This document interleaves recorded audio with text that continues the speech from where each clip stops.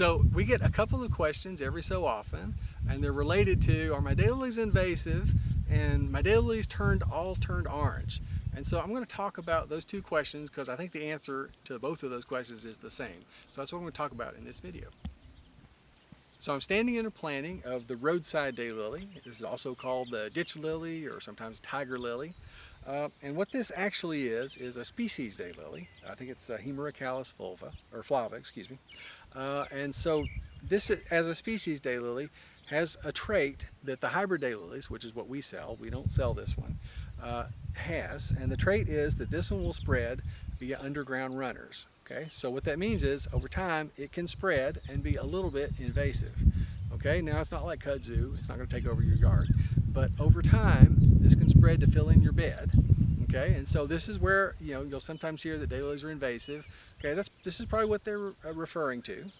Okay, and then the second question that I mentioned is, hey, my daylilies all turned orange. Okay, that's just not going to happen. What probably happened was some of these were planted nearby and they overtook your daylilies, and so over time your other colors got squeezed out and this was what was left. So I mentioned how this one spreads and eventually it will be like a mat of foliage and leaves, just a big mat of it. And I want to show you, as opposed to that, behind me here is a clump of a hybrid daylily, Stella d'Oro. This is one that we sell. And so you can see it's just a nice clump. That's all it's going to do. It's just going to get into a bigger and bigger clump over time. It will never spread, it'll never fill in the bed. It's just going to clump like that. So all the hybrids that we sell, that's what they do. That's their plant habit. Now, we don't sell this variety mainly because we don't want our customers to get confused. Because this variety needs to be planted somewhere you're not worried about it overtaking your other daylilies. So if you want to plant this one, that's fine. Just plant it in a spot not near your others because it could take over. And this one does have a couple good traits. It's really hardy. It's probably been spread along the roadside as they made the roads. They drug it along with the scraper, so that shows how tough it is.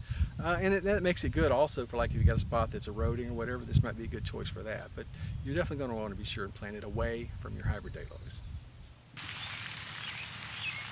So thanks for watching. We've been growing daylilies over 40 years, so we love to talk about daylilies. So if you have any questions or comments, you can put them below, or you can check out our website for all of our contact information. We also have a whole lot of other videos that we've done over the years, so you can check those out. If you see anything else that you would like to have a video on, just let us know. Thanks.